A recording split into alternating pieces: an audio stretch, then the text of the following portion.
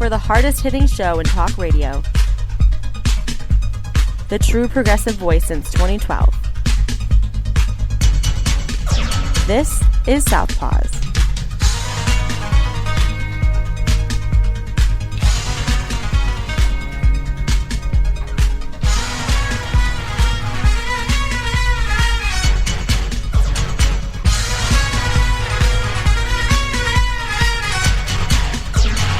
And welcome to Southpaws on the Pacifica Radio Network. We are the leaders of the revolution. My name is Darren Gibson, and I'm your co-host. I'm Katy Steele. And I'm Jack Prince. We've got quite a few stories to talk about today. We definitely want to talk about the verdict in the Kyle Rittenhouse case. Plus, we got to talk about the verdicts in Brunswick, Georgia. So we have some bad news and then some good news. So nice way to even things out. It's still not even, though. There's still way too much injustice in the world. We'll talk about all this here in just a moment. Before we get started, a couple reminders. So you can follow us on social media by going to facebook.com/Southpaws Radio Show. You can follow us on Twitter at Southpaws Radio. You can follow us on Tumblr at southpawsradioshow.tumblr.com. You can follow us on YouTube by doing a search for Southpaws Radio. And you can become a patron of the show by going to patreon.com/Southpaws Radio. You can listen to the show anytime you like at Spreaker, Stitcher, Apple Podcast, or Reason.fm by doing a search for Southpaws. Once you found our logo, you found us. We send links to our weekly episodes to our Facebook, Twitter, Tumblr, and YouTube accounts.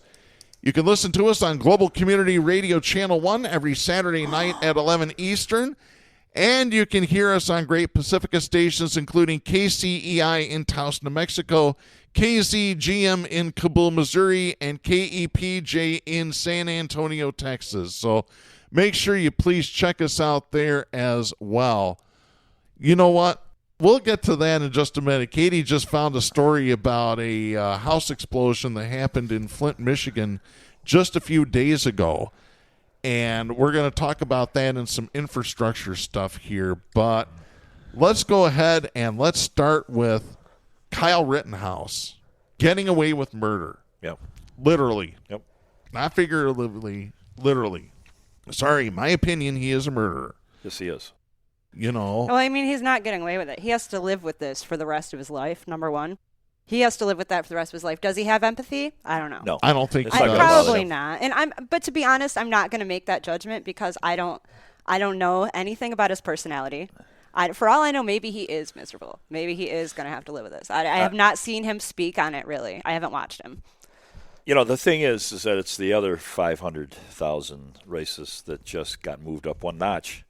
And that's the thing. It's for me, it's about everybody with the intentions of doing what he did now feels like they can get away with it. That's my biggest concern, is not necessarily just that one person. And that's something I want to address here. So I want to get to this article. This was an opinion piece written for The Guardian by Cas Muda. Mr. Muda is a Stanley Wade Shelton UGAF professor of international affairs at the University of Georgia. He is the author of the book The Far Right Today. He is also the host of the podcast Radical, and he is a columnist for The Guardian in the U.S. By the way, this article was amended on November 20th. Again, this is an expert on the right. Here's what he wrote. Kyle Rittenhouse, the armed white teenager who traveled from Illinois to Wisconsin to allegedly protect local businesses from anti-racism protesters in Kenosha, whereupon he shot and killed 2 people and injured another, has been acquitted of all charges. I don't think anyone who has followed the trial even casually will be surprised by this verdict. After the various antics by the elected judge, which seemed to indicate where his sympathies lay, and the fact that the prosecution asked the jurors to consider charges lesser than murder, the writing was on the wall. I do not want to discuss the legal particulars of the verdict.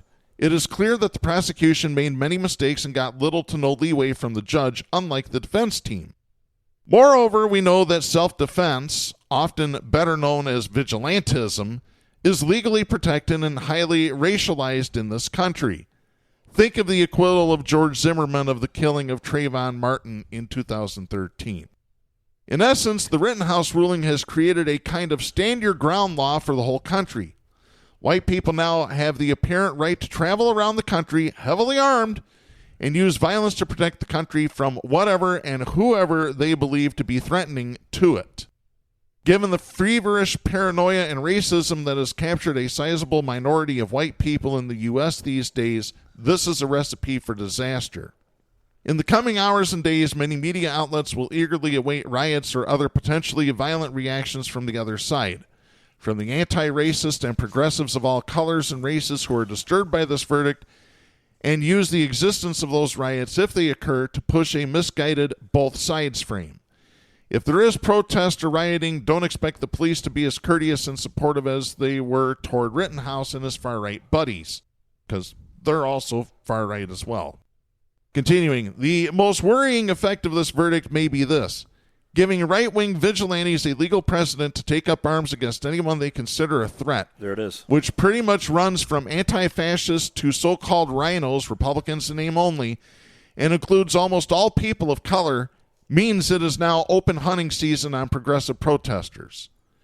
Don't get me wrong, this ruling alone did not start this kind of lopsided law and order. It is just the latest in a centuries-old American tradition of protecting white terror and vigilantism. Civil rights demonstrations in the 1960s, particularly but not exclusively in the South, were not just denied police protection. The demonstrators were attacked and abused by the police. Murdered by the police in many cases. Yes, absolutely. That was also the case in many Black Lives Matter demonstrations last year. A Boston Globe investigation found that between George Floyd's death on May 25, 2020 and September 30th of this year, vehicles drove into protest at least 139 times, injuring at least 100 people. In fewer than half of the cases, the driver was charged, and only 4 drivers have been convicted of a felony. And in the city of Grand Rapids, it was a police car that hit the protesters. Yeah, remember we tracked that down, found out where he parked. Yep, certainly did. Moreover, in response to these attacks, Republican legislators have proposed laws to protect the drivers from legal action in case they hit a protester. Florida, Iowa, and Oklahoma have already passed such laws. And that action has unleashed the nutball in, Minnesota? Wisconsin. Wisconsin, Up in to the parade. 8 deaths. Yep. Waukesha. Yeah. Continuing this opinion piece, it takes courage to publicly protest in any situation, particularly when protesting state powers. Now protesters in the U.S. will have to fear not only police brutality, but an emboldened and violent far right fired up by the Republican Party and the broader right-wing media and protected by the local legal system. Baptized Law by Donald J. Trump. enforcement themselves, absolutely. Yep. All of this comes at a crucial point in U.S. democracy. From Georgia to Wisconsin, the Republican Party is attacking the electoral system while their supporters are terrorizing poll workers and those signing up to be poll workers in the next elections. In the event the Democrats win important elections in conservative states in 2022, think Stacey Abrams in Georgia or Beto O'Rourke in Texas, there is a big chance that these results will be contested and judged by highly partisan forces protected by state politicians. Similarly, should President Biden or another Democrat win the 2024 presidential election, the result will again be challenged in conservative states. But this time, independent poll workers could be absent or outnumbered, and the few Republicans who withstood Donald Trump's pressure in 2020 will have been replaced or have fallen in line. At that point, Democrats and indeed all Democratic-minded citizens will have to go into the streets to protest. They will confront an alliance of heavily armed civilians and police and National Guard who can attack protesters with effective immunity. Remember, Kyle Rittenhouse has just been acquitted after killing 2 people and injuring a third at a protest. Yep. In my home country, the Netherlands, we have a saying that is used regularly in political discussions. The Netherlands? Sorry. Yeah. Democracy is not for scared people.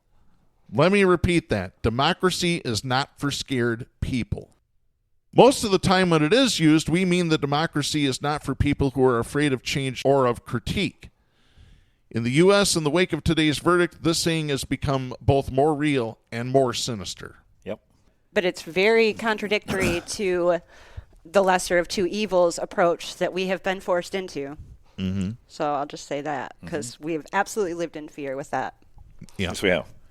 And we've been neutered, Yep. thinking that aggressiveness sorry. in protesting is shunned. You Yeah. can't be aggressive.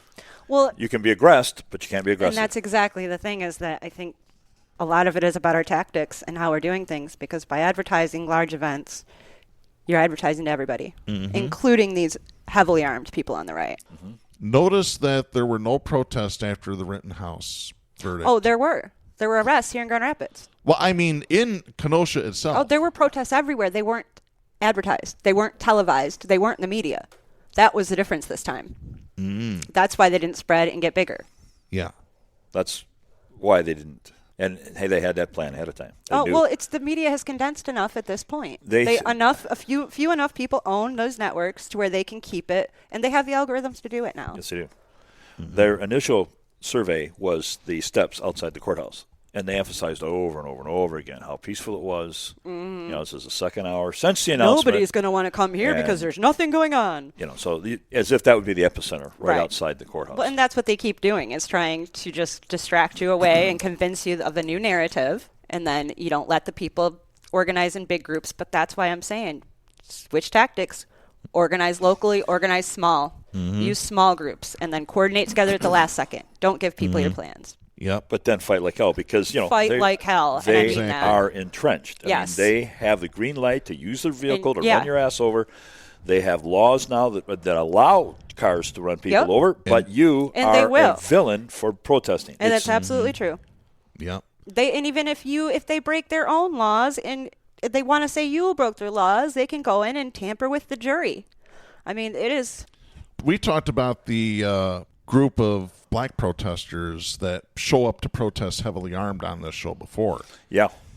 Is that a viable tactic now at this point? The Black Panthers have always been a viable and forceful group because they're way they ahead of don't the time. put their guns down. Yeah. Yep. Absolutely. Yep. Absolutely. Because I will tell you, I've had more than one listener reach out saying, I'm getting a gun after this Rittenhouse I've had a lot. verdict. Everybody I know wants to get a gun and go target shooting. And I'll tell you what, I actually, last weekend, went to a local store here and was looking at a handgun.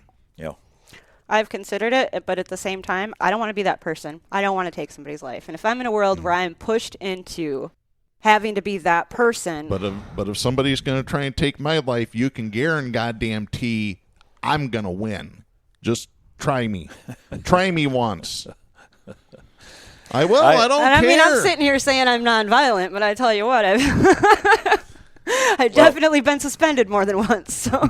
We're all violent. I mean, every living human is violent. At This a whole certain degree. country was founded on violence. Yeah, Violence and when I racism. say we're violent, we're controlled by ideals and principles. Okay? Right, and we know that there is a point when But we our don't. ideals and principles bring us to being violent because that's the moral Exactly. thing to do. Right.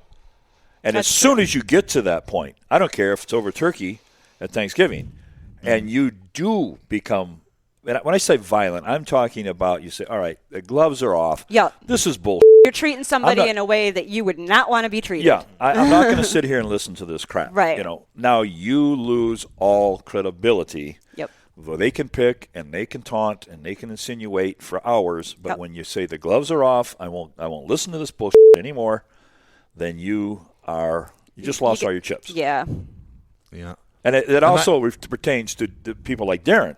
Yeah. When I say people like Darren, I'm talking about Darren, who says, "All right, MFers, I'm locked and loaded. Okay, you're not going to come to my house and et cetera, et cetera." Mm-hmm.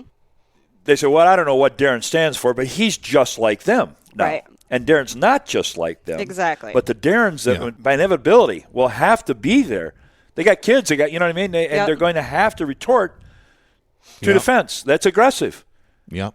Aggressiveness in and of itself is a defense. This true. falls back on Popper's paradox of tolerance. If you tolerate the intolerant take Becomes over, tolerable. and you can't take over again. It's harder to take over. As a matter of fact, Popper, in his writings about the paradox of tolerance, says if it gets too far, you are ethically allowed to use violence to regain control. to keep society going. The Constitution, for crying out loud, talks about it. I just read a quote the other your mic. Sorry. I just read a quote the other day that said that I'm so sorry. I just lost it now. My mic. Oh, no, but it was it was all about that. About it says when human beings once trained, once they get used to something, they can tolerate anything, no matter what it is. Once you get used to it, you can tolerate it. Absolutely. And I thought about that and went, oh, shoot, that's a really good reason for all of us to set some major boundaries. The Vietnam War. It was broadcast into our living rooms every single night. I wasn't alive for it, but Jack, I know you were. Yep. And I know you saw those news reports every night. Yeah, there was 3 pictures that turned all of America's favor against the war. One was the burning child, the napalm. The napalm, yes. So That they strategically decided when America was going to go anti-war. Well, America had no regulations like it has now. Bush put the regulation, for example, you could no longer film coffins with an American flag draped on them because the coffins coming back from Vietnam, many of them which were loaded with cocaine, but nonetheless. Right? No, they were really. But, I believe it. Those had a great impact on Americans because they visually saw. They saw how many people were dying. And so America said, well, hell, we're going to stop that. And then they also could put protest songs against the war on radio channels. So a law came out that you no longer can do that. Yeah, I was. There was a law against protest songs. I never heard that. You can't hear protest songs on the radio. I've never thought about it. Yeah. Oh no, protest songs about the war. Oh wow. When was that? Because I've never heard that. Oh yeah. That's a First Amendment violation. I got news. It is. There's all kinds of constitutional violations written into our laws. They couldn't video or film the flags. And the radio stations could not have war protest songs. Oh, my gosh. I'm sure I don't think that was FCC. I got a feeling that was the owners of the radio stations saying, we're not going to. That's got to be when they kicked off the era of protest songs, right? Because they couldn't. Yeah. So everybody started writing more of them, which is why there were so many in the Vietnam. In my journalism class, that photo, they studied monumental photos, seminal moments in journalism. And that was the biggest in American history, turning up until that point, favor for the Vietnam War was seeing this child running down the street on fire. Oh, wow. On the cover of Life magazine. Yep, I remember. I've seen that image for sure. And that's the power of journalism, which they knew they had to curtail. They knew they had that power, though, after Hiroshima. So they knew, in my opinion. I feel like there's a reason they strategically wanted America to go anti-war. If it was that much of a succession of these 3 pictures and that it was like, it really makes me question if that was the intention. The big thing that turned the tide of the war was Walter Cronkite getting on the air and saying, I'm not for this war. So all of those things seem like very much could have been coordinated, you know? You know what Nixon said from that comment? He said, I've lost Walter. I'm lost now. Yeah, you lost the war. Yeah. Why do I keep... Gosh, the more I find out about Nixon, I honestly... Nixon's a scumbag. That's what I'm not as mad at him. The more I find out about him, the more I like him, and I think that's very strange. But here's the thing. Here's the thing that hardly ever gets publicized, except on this show. You do know that President Johnson was brokering a peace. They got on tape Nixon sabotaging the brokerage of the peace. The reason it never aired was because it was an illegal wiretap by the Johnson administration. But they didn't want anybody to see Johnson's illegal wiretap because they were focused on what? Yeah. See, and the reason I tell you I like Nixon is mostly because anybody that tried that hard to get him the hell out of there, it can't be all bad. Well, then when you had the delay of the hostages because Reagan went and made a deal. Yeah. It's not. Why does the Republicans do this? You said it. They're scumbags. Oh, God. See, people will not realize there's an element in humanity that thrives off being scumbags. Seriously, it's effective. It works. It's powerful. It gets you power. It's very powerful, yeah. It gets you women. Mm-hmm. It gets you jobs. It gets you whatever you want. It's been there. Will always be there. And Republicans know how the hell to do it. Yeah. And the other side of humanity that doesn't have that in them, it's hard to convince them it exists. The rose-colored glasses are real. People want everybody to be good. It is human nature, I think, for a lot of us to want everybody to be decent. Yeah, we should all be striving for that. The two people in front of their big mansion that were worried about the protesters, they came out with automatic the couple in they came out with the Missouri. guns. Those are conservatives. Yep. I don't care if they've ever opened the Constitution. Their nature, I know people like that. Yep. I knew them from the 3rd grade. I know who they were.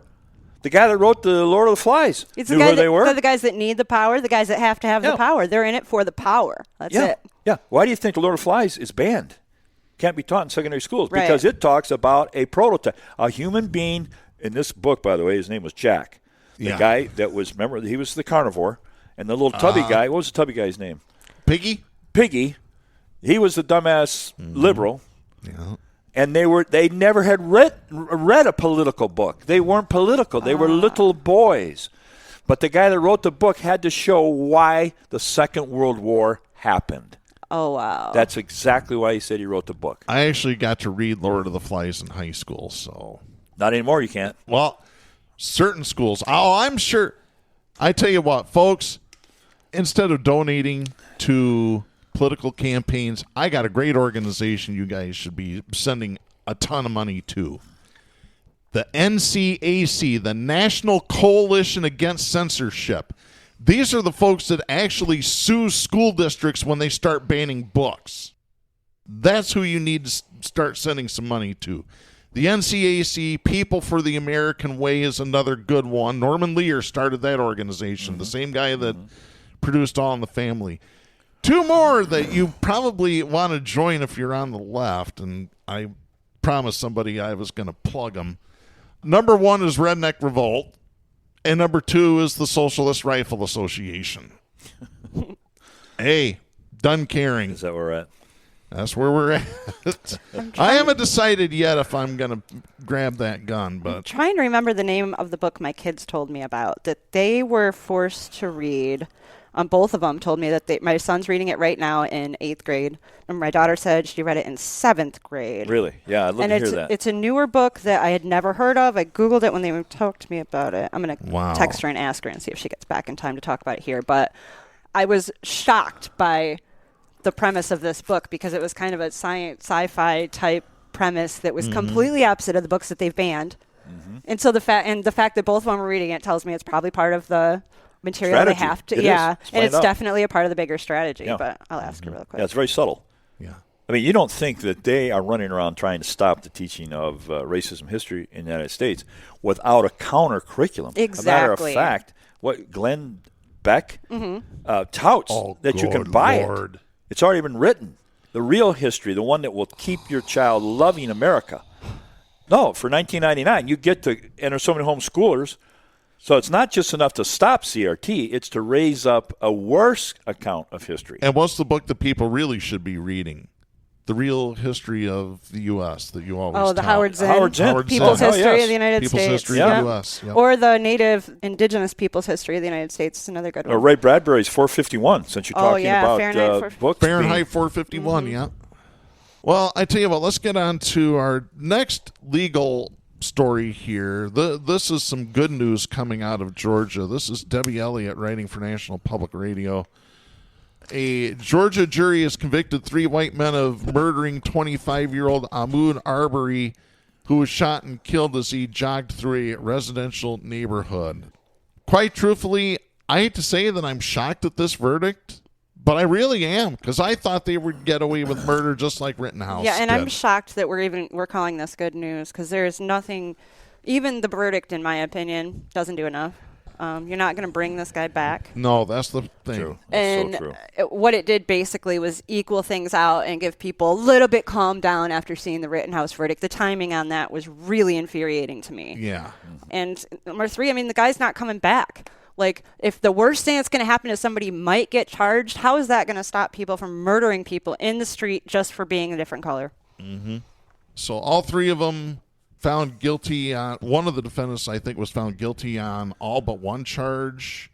Another defendant was found guilty of all but 2 charges. And I think the guy that did the video was found not guilty on like 4 charges out of 9 or 10. But because of the convictions that they have, they're all going to prison for life because of the way Georgia law is written. Which is honestly what the prisons want. They're going to make a crap load of money off of it. But the judge gets to determine whether any of them are eligible for parole. The one who got the most convictions is probably going to be life no parole for him. But the other ones will end up getting out. Probably. So I found some real legal good news. Yeah, go ahead. It's international. Yes. It's off topic, but I figure I'm really over talking about these murderers. Yeah, so am I. Let's get to something else. So the Spanish people right now got a really good article here. It is written by Jason Lalljee, Lalljee. Forgive my pronunciation. On November 23rd. But it's on Business Insider, and the headline is, Spanish renters are declaring war on the American investors that bought up all the apartments in their neighborhood. Beautiful. I love it. It is so beautiful. Renters who can't afford to pay their landlords are being evicted, and they're furious about it. They're especially mad that their landlord is a large investment firm headquartered in Wall Street. But what if I told you this was happening thousands of miles away from New York City, an ocean away even, in Spain? And what if I told you the Spanish evictees aren't taking it laying down? Large American private equity firms have been evicting renters from their apartments in Spain as the residents have struggled to pay rent during the pandemic. Renters, however, have been organizing against landlords, lawyers, and police officers trying to evict them, refusing to leave their own homes and squatting in others. A group called Guerra a Cerberus, War Against Cerberus, has been fighting back against eviction attempts, the New York Times reported this week. The organization, made up of both residents and long-term housing activists in Spain, are protesting the firms that they argue have been profiting off the financial strain of the pandemic, as well as the court system, which they view as favoring landlords in eviction cases. Which they do. Cerberus, named for the 3-headed dog that guards the underworld in Greek mythology, not making that up, is a giant investment firm that began buying cheap properties across Spain after the global financial crisis started in 2008. Cerberus and other firms such as Blackstone and Lone Star are based in the U.S., but collectively purchased thousands of properties across the European country.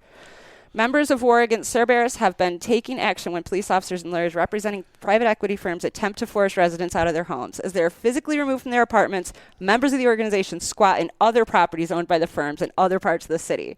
Dozens of households have occupied buildings owned by private equity firms. War Against Cerberus told The Times they pressure the squatters exert on the large firms is quantifiable. It can take several years in court and millions of dollars in legal fees to have squatters removed. Oh, I love it. I love it. Take a cue. Take a cue. Quote, today the Vulture Fund Cerberus wants to take out Yusra and her family, the group posted on Twitter last week.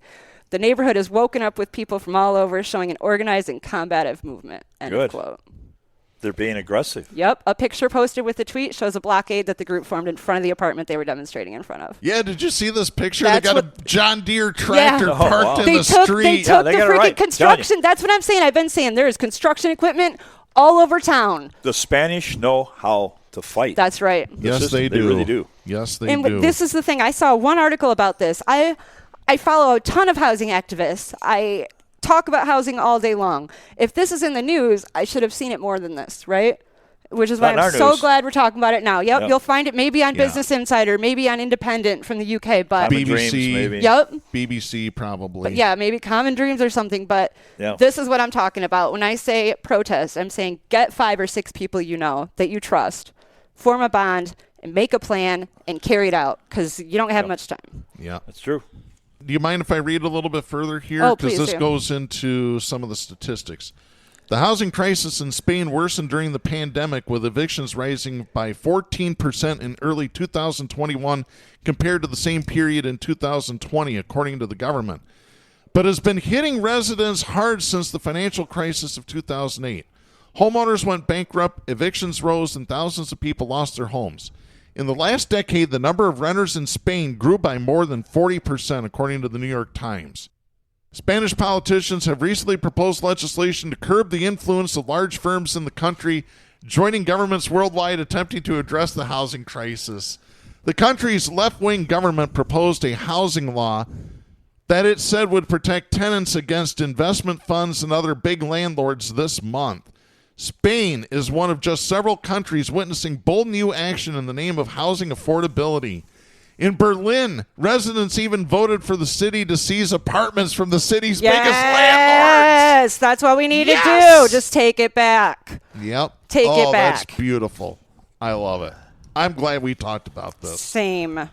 I needed some Spain inspiration. Spain has a very special place in my heart. I actually went to Spain in 1996. It is Beautiful. beautiful. My good friend went just before the pandemic. I was so jealous. I really want to go there. If you want to really do some traveling, when you fly into Madrid, rent yourself a car like I did and just drive. And it was the countryside is so beautiful. Or there's big cities, and then there's nothing for miles and miles. go to Portugal. Yeah, I was going to say. Get a train that gets you to Catalonia. You get to Barcelona. Yep. No stops, 150 miles an hour. Yeah, they're the high-speed trains. Yeah, they're you can't get an airplane affordable. fare. Exactly. Yeah. Yep. Because really, Catalonia is the epitome of, I want to say, anti-fascism left. It's the only Really? country. Yeah. Oh, these people, that's where they get their inspiration to fight like that. And all the great Antifa, I say Antifas, writers, they're all Italian and Spanish. Yeah, I guess when I think about it, that's all the best protest groups I've seen. The best organization have been Spanish. Yeah. You remember the country prosecuted two, Bartelli and help me out, historian, in New York. They're Italian, and the nation, I can never think of their name. It's the prosecution against two so-called anti-fascist back in the 30s, I think. I do know. Yeah. This is on the tip of my brain, the edge of my brain right now. Real quickly, while you're looking that up, Katie, I want to get back to Ahmaud Arbery for just a quick moment. I have this story. This was published at cbsnews.com by the Associated Press. This is dated November 25th. A former Georgia district attorney has been booked on charges linked to her alleged mishandling of the case of Ahmaud Arbery, the black man who was pursued and gunned down as he jogged through a Brunswick neighborhood last year. 49-year-old former Glynn County District Attorney Jackie Johnson turned herself in to the Glynn County Sheriff's Office Wednesday morning, according to the Atlanta Journal-Constitution, after a grand jury returned an indictment on counts of obstruction and violations of oath by a public officer last week. Johnson was released from the Glynn County Detention Center on $10,000 bond, according to the newspaper. State prosecutors alleged that she used her position to delay arrest of the white men who chased and killed Arbery. Johnson was the county's top prosecutor when Arbery was fatally shot last year, and one of the armed men who pursued him had worked for her as an investigator. Georgia Attorney General Chris Carr, a Republican, sought the indictment after requesting an investigation of possible misconduct by local prosecutors who failed to bring charges in the killing. Well, I got a feeling he'll probably get primary the next time he's up for election, because that's what they do. Father and son Greg and Travis McMichael armed themselves with guns and gave chase in a pickup truck on February 23rd, 2020, after they spotted Arbery running in their neighborhood just outside the port city of Brunswick. A neighbor, William Roddy Bryan, joined the chase and took cell phone video of Travis McMichael fatally shooting Arbery at close range with a shotgun as Arbery fought back with his fists. And, of course, we mentioned McMichaels and Bryan, all convicted, life sentences waiting for them. Former prosecutor Johnson has insisted she did nothing wrong, saying she immediately recused her office from handling the case because Greg McMichael had been an employee. Still, Arbery's parents and their attorneys have long accused the ex-district attorney of trying to help the young man's killers avoid prosecution. If convicted of violating her oath of office, she faces 1 to 5 years in prison. The obstruction charge is a misdemeanor. That's punishable by up to 1 year in jail, which ain't enough in my book. I'll just say it. So, yeah, let's get to that. Did you find it, Katie? I did not find that, but yeah, I have another story I was thinking we should discuss. Well, today. do we want to talk about what happened in Flint with that house explosion? Yes, definitely. Let's do that. So it wasn't that house explosion. It was actually quite a bit worse. I just looked it up to see if there were any updates on it. According to Fox 25, which is a local station out of Flint. Yep, WEYI, I believe, is their call sign. The city of Flint released new information on Wednesday night on the deadly house explosion that happened Monday evening on Hogworth Avenue in the city of Flint. The city of Flint Building and Safety Department has determined that 27 homes have been damaged. The city of Flint has made contact with 22 of the 27 families to determine levels of need. The city of Flint, and notice they've said the city of Flint 4 times in this article, as if this relates to the government of the city of Flint. The worst bees come from Africa. The city of Flint tells us the Michigan State Police arson squad will be investigating, but it may be weeks until the cause is determined. Yeah. According to the news release, 5 families have been relocated to hotels with 1 in process. Blight laborers continued to board and secure the windows and floors of the damaged homes. 3 of these houses are gone, by the way. This is not in the article, but I'm looking at the pictures. They're just gone. Yeah. And then it says where you can make donations for the nonprofits. Mm-hmm. And nobody knows how many thousands of homes are obliterated every year nationally from natural gas. The end of this article, quote, the city of Flint, I'm going to count it. I'm at 8 right now for how many times they said the city of Flint. Says utilities at damaged homes will remain shut off until a final assessment of the area is complete, which is scheduled for the week of November 29th. So they already have shut off the utilities, understanding that this is probably related to the natural gas. 27 homes don't blow up from arson. No. They don't. No. And the energy companies clearly own the media and the police to be able to put off the cause for weeks. And investigate for something that clearly didn't do it. Yeah. And think about the network. In other words, if you had a string of TNT all the way through Grand Rapids called Hoomer's Power, and that string of dynamite you could affect at any time, right? Who needs the aerial missile Who coming needs in? a military? Exactly. Right. If you can go and find exactly the map of the infrastructure, or even just watch the projects long enough to know where they're putting it, and then do something to so you endanger go to everybody. Wyoming, you go to Montana, you ruin the entire terrain, you drill 3 miles sideways, you drill right underneath the hospital to get to your little gas supply, right? And what'd you do? You just set up a ticking time bomb across the entire nation and you that bring it anybody back, can use. and you just like putting TNT under everybody's bathroom stool. Yep. And this isn't the first time. And then you charge the hell out of the people. I believe it was Pennsylvania 2 or 3 years ago when 80 homes exploded. Also related to natural gas. Didn't make national news for more than a day or 2. Not at once. What was that? Was it 80 homes at once? Yes. Really? One after the other because the natural gas line. That's what people don't understand is how like vulnerable we all are to this with the infrastructure being as old as it is. Some of our gas lines in Grand Rapids were put in the 1940s. Yeah, if not earlier. Yeah. So that's, to me, I've been worried about it for years. I've been really worried since I read what happened in the other state. So to see 27 homes in Michigan and not even see it on local news, I saw it because a ton of my Facebook friends from the east side felt it. When I got my home insurance here, they said, do you think you'll have a wood stove? I said, I might have. Well, you realize that's going to raise your rates. Why would that raise my rates? Right, natural gas if is I have far natural more dangerous. Gas, right to the middle of my house. Why the hell would a wood stove? And if you think that's scary, go look up compressed natural gas, which we also have running under Kent County. Most places, it's the only place I saw that we had it in Michigan. It's far more dangerous. Our buses run on it.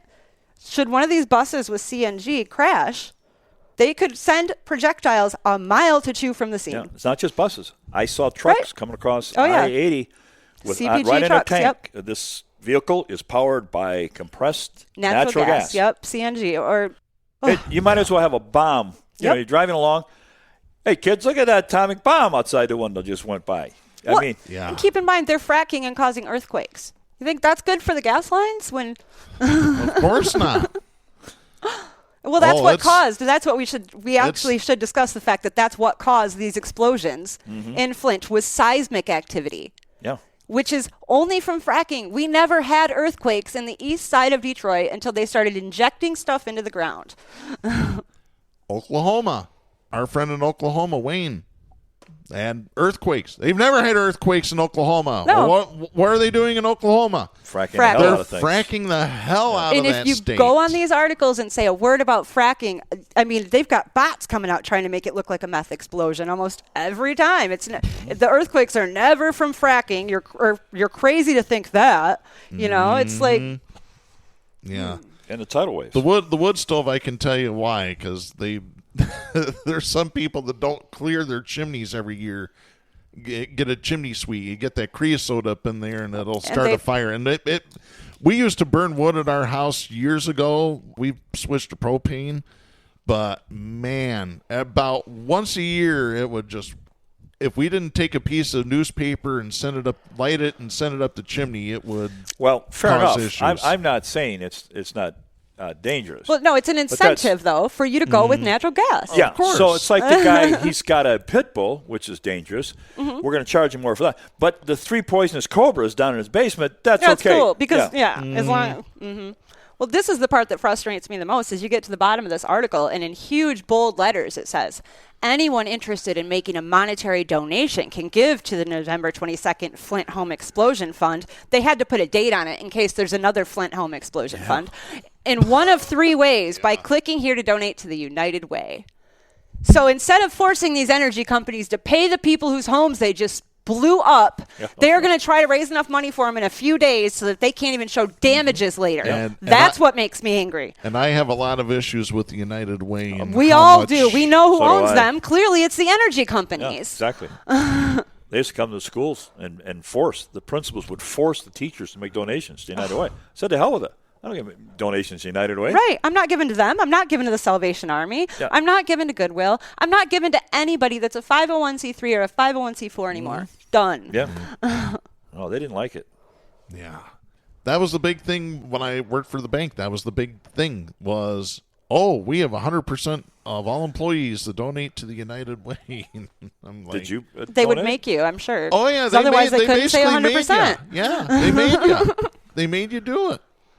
They didn't make me do it. And they When didn't make me welcome the guys that started wandering the school, just stopping into your class from, it was a privatized consultant company that DeVos hired. I said, get out of my room. What? Yeah, they just wander in. I said, who are I you? called the police. They wouldn't tell. So get out. I don't know who the hell you are. I Right? didn't say hell, but I. They were looking at the kid funny. You didn't get him out of here. And they couldn't fight. They couldn't protest that. The union didn't jack squat, but they could not say you can't throw people out. I can't throw a stranger out of my classroom with 50 kids. Right. I'm not here. I'm not even allowed to protect them. Yeah. Well, you also got to remember, I had an argument on the air with the former head of the Grand Rapids Education Association about picketing, too. So He was a sellout. They're all sellouts, or they would have never been the head of the Yeah, the teachers he was union, a basic, total right? sellout. yeah. Yeah, they all are. He's now making $180K a year. Yeah, which is probably part of why I'm no longer at the station. He discovered he was making $40,000 as a history teacher at Union High School, and he realized you make a lot more money sucking the end of corporate pencils. Right? And that's where I he was went. waiting for you to say. No, that's where he ended up. But it's called a union. But he's really doing the job. Oh, absolutely. And that's Well- what I keep saying to people about our unions. Like, it's good to support the idea of unions. It's good to support workers. But to go in and support the Grand Rapids Education Association, not a good idea. To go in and support any of these actual unions that are set up right now, not a good idea because they're all working against you. You got to look at each individual union to see what's going on. Right, but I'm going to tell you, you can look at each individual union, you're going to go to the top, and you're going to find the guy Jack just described. Every single one of them. Everyone. See, that's the thing that we're going to write in our new company called the IFPR. The IFPR, Yes. that's right. It's called the Traditional Liberal Institutions who have usurped the leadership by corporate influence of power. Yeah, and because they're ubiquitous. And this the is how you unions, hold it up.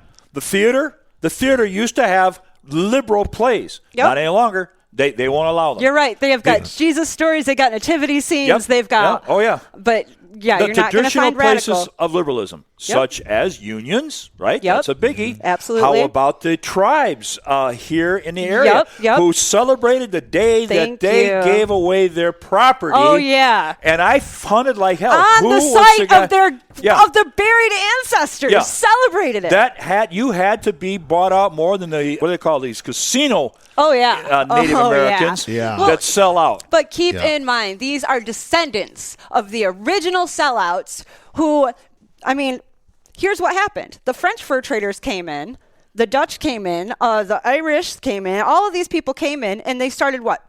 Stealing the women from the tribes, kidnapping them, stealing the getting them land, too. pregnant, having kids, and then the second these kids were born, they went, oh, our kids need some of that Indian money, but we don't need some of it. We want all of it because our kids are special Indians. And it's their descendants that have been running things since the beginning. Like, you don't get to call yourself native because your dad kidnapped and raped a woman. Not when you're literally using your name to oppress. And that's why, for me, it always comes down to this. Where are you at? Are you siding with power against people who don't have it? Because if you are, you're wrong. I don't care what color you are.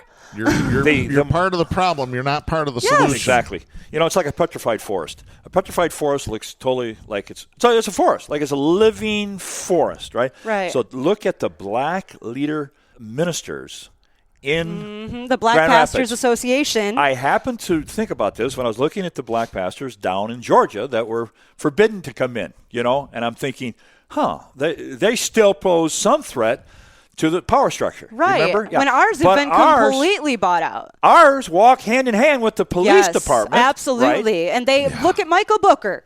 Absolute sellout. Don't know how you show your face in public. Don't know how you sleep at night. I'm sorry for the kids who might have to look up to you. I don't how about get it. your buddy, Darren, the guy in your that has opinion. the guy that organizes everything I say is in my opinion, just so we're clear. Exactly. That's what it is here at this table. But your buddy that organized the softball games with the police department. Not my buddy. Wasn't that Michael Booker too? No. This is another bought out. That would have been probably not Robert Womack. Maybe Robert Womack. He's another sellout. At times, he does have moments where he stands up. Thought he'd play the only black liberal married team in the universe. Bynum. That would be Tyrone Bynum. I got to meet him in a Kent County Democratic meeting. Please. He drove an incredibly nice car, a really nice car. Yeah, where do you get that was kind of wearing nice car? expensive shoes and a really nice coat. Lives in a huge house and in tried Ada. to explain to me that I was coming from a place of privilege. And I was like, hold on a wait, second. don't you Hold live on in a a castle? Wait a minute. This is the same guy that criticized the NAACP to me off air in the studios over on 44th Street. Sorry, I was there. I witnessed it. Same guy. By the way, the same guy that got that station for $0.00. Yeah. You can see it. All that paperwork on that is public record. Go to the FCC website. You'll find it. I fell over when I saw it. Katy, it's a whole contingent. It's an entire system of being bought out so that they have no trouble. No, the unions, the MEA is not going to come down and say, "Hey, why are you marching with the police for?" Right. No, there's not. You're going to get any kickback. Why would you? When I called the MEA just months ago and said, "Where's any backup in these school board meetings? Why don't you organize? You have a president, a union president, in every public school in Michigan. You call him, and here's the material we're going to send you. Here's the talking points to address back to these wackos who are coming in and intimidating the school boards and threatening your children." Not what they want. You give a damn about the life of your teachers? Is you as a union representing your teachers don't care about their life right now? That's right. These are anti-vaxxers that want to carry COVID into their classrooms. Where the hell are you at? They're doing exactly what they want to do, and they're inciting those people to do that. Because what happened is when the parties got intermingled, when they put actual conservatives into the Democratic Party and had them slipping the favors to the union leaders and the union leaders taking what they could get and throwing the workers under the bus, now what we end up with are conservative union leaders. We have conservative union leaders that don't give a crap about anything but keeping your wages low and taking all the public money and giving it to themselves. But they can spend union money like that. I was at the top of the RINCEN with 3 of these union officials. Oh, yeah. And they go, "Hey, Jack, you want a drink before the meal?" "I'm all right." They just got charged. The UAW did. It's the same thing. Here, to this, have some hors d'oeuvres. I got a $300 bill for 3 people. Pull out the old credit card from the union. People making $35 a year on food stamps. We're going to take their dues and buy you all the booze you want if you become a lackey like us. And that's what happens. I sat next to him at the watch party on Super Tuesday when they legit handed the election to Donald Trump on Super Tuesday when they worked together and organized, all of them from Elizabeth Warren to Pete Buttigieg to Brandon Dillon to every single person locally all the way up, right? I sat there and watched them, and I guarantee you The union paid that check that night. They were all at their table. You were lucky and you were classy if you got to sit there, and every leftist opportunist that I know tried to sit with them. Yeah. Well, I tell you what, it's bitten the unions before supporting conservatives. Let me go back to 2010. Guess who supported Rick Snyder as governor? The Carpenters Union. Oh, the Carpenters Union. Monica Sparks. The Carpenters Union. Oh, hell yes. If my dad was still alive, he'd be driving down to regional headquarters with a 2x4 and he'd be cracking heads. Yeah. But it bit him, because guess what happened in 2012? Right to work. Carpenters Union was against right to work, and they thought they had the votes until the union head's buddy, who was a school friend who's now in the legislature at that time, called him up and said the two magic words, "You're f***ed." That is a direct quote. And guess what we got now? We've got right to work for less money. I am not mad about right to work, and here's why. The problem with unions is money. The problem with unions is money. The second people started organizing and raising money, unions became corrupt. Why do we need union dues? I understand we got to support each other. But why aren't we working together to form actual unions that do what they were originally intended to do? Yeah, which is we could support each other without handing our money to some jackass picked by Brandon Dillon. Yeah, the union leadership doesn't have to have a budget. Right. I mean, people got together. We did it. Hold on, but before we get to bashing unions a lot more, let me just We're bashing corrupt union leaders, not the idea. Let me once again reiterate that union members, for every $1 of dues they pay, get back $4.13 in higher wages, benefits, and everything and they're going to else. get that back for not putting in $1 when I'm done. Yep. They're going to get it all back for not paying anything. I have a personal story. Over here, Union High School, 2 miles away. Yep. Okay. They have this thing in the United States called Teach for America. Teach for America takes a senior out of college and says, if you want your tuition paid, you go and you teach for 2 years. And at the end of the 2 years of teaching, your tuition, all the bill you had at school, will be paid. Now, it's a conservative group, and what it really does is break the union. So here I'm in commensurate to some degree. But it also lowers the credentials of teachers so that there's no seniority. It has all kinds of negative aspects. So I got 15 teachers. I went to the boardrooms. I said, we don't want this. We've got teachers in here that shared testimony, and we won. You organized outside of a union, and it was more effective. And Paul Helder was squirming like a guy in the sauna that's too hot. He didn't know how the hell to handle the victory because that we had. that's what unions are. They're set up so that you go in as teachers, you're organized, and they go, okay, what's their plan? How do we work against it? And so then the next step I said, wait, that worked pretty well, folks. Let's go for a big one, like a pay increase. Ooh, let's go. Now you're really going for it. Now we're talking the lodestone of union issue. Right. It's pay, exactly what they're not going to let happen. So now we had more people. We had people going to give testimony that are on food stamps. We're comparing to the other schools in the county. It was dynamite. The board was trembling in its boots. I need to know how they destroyed you. Guess who called me? I can only imagine. Paul Helder. Paul called me, Jack, you're going to have to hold off tonight. You can't go into that room because I was just contacted by the MEA. Oh my gosh, the MEA. The MEA thinks this could be counterproductive for our image, the union image. And don't forget, we're going to be negotiating next fall for the contract. How'd that contract work out, Jack? You got it, Katie. I said, Paul, give me one victory since I've been in this district. Thank you. One victory out of any negotiations for the contract. Because we just got one without you. I'm talking about as far as money goes. Right. Where did you ever get us any money? Never. Where did you ever get us any break on insurance? Yep. The copay goes higher and higher. The pay goes lower and lower. I don't see any results in negotiations. If you got results, you'd be gone, Paul. Hey, Jack, I do have a question to ask you. What was the length of time it took for Paul to get that sentence out of his mouth before you told him to go f*** himself? Because I know you too well. I didn't tell him at that time, but Sharon can tell you about a monumental conversation in the backyard over on Fairmount Street where I finally got Paul and said, you're a big damn phony. And your directive that you just gave was included, but many others as well. So, it came to that point. My mother loved the union. My mother was a union official. The principle of a union is people gathering together to fight for the weak. Right. Who's going to protest that? Exactly. Yeah. But it's The the strong. same thing as the Native Americans in this town. Same thing as the Power. black ministers. Power will come and try to take you get out. Screwed, and they like it, and they get money in return for it. I'm telling you, folks, the book is coming from International Institute for Progressive Research. Institute. IFPR. IFPR. Okay, I got this. Hey, real quickly before we have to get out of here, I've got to mention this. There is a new variant of COVID that has been found in South Africa. The variant is called B11529.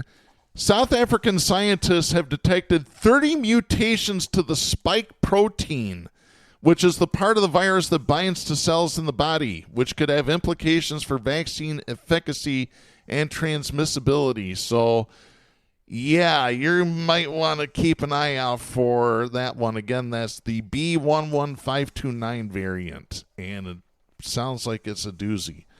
They all sound like doozies at this point, but holy crap. Better medical news. This is from Wood Television. I'm actually surprised.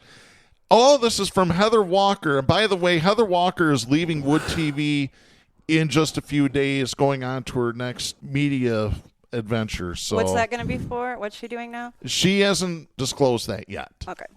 But Heather is one of the better reporters in this town. She was the one that actually did the story about the schools up north where they were taking the Native American children and burying them and all that other good stuff. So she has this story. Kiss your reading glasses goodbye. That's the idea behind a new eye drop recently approved by the FDA. The drops promise to correct farsightedness, allowing you to see up close clearly. It's called Vuity. They were studied and found to start clearing up vision within 15 minutes. The drops last for about 5 to 6 hours. And really, when I saw this story, I only thought of one thing, folks. You have to go back to the movie Star Trek II, The Wrath of Khan, where they talk about... The final frontier. Not that. They talk about that they have eye drops to clear up vision problems in the 23rd century, except Captain Kirk is allergic to the ingredients in them, therefore he has to continue wearing glasses, which can only be found in antique stores by the point. So, yeah, interesting stuff here. Wow. You know what? Just something else.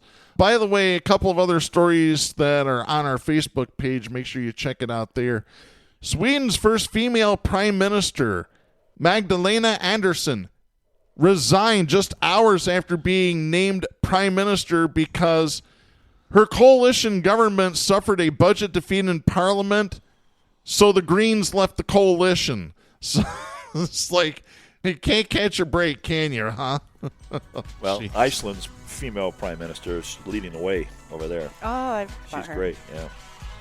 Yeah, we need more women in power. I know the agree. Republicans hate to hear that, but it's the truth. Yep. Oh, wow. Oh, boy, that's going to wrap things up for this episode of Southpaws. We'll be back next week. I'm Darren Gibson. I'm Katy Steele. I'm Jack Prince. And for our announcer, please support independent media and the First Amendment. It could really use your help. The stations that carry Southpaws do not necessarily share the opinions expressed on the show. Southpaws is protected by the First Amendment to the U.S. Constitution and is copyrighted by Big D Entertainment. All rights reserved.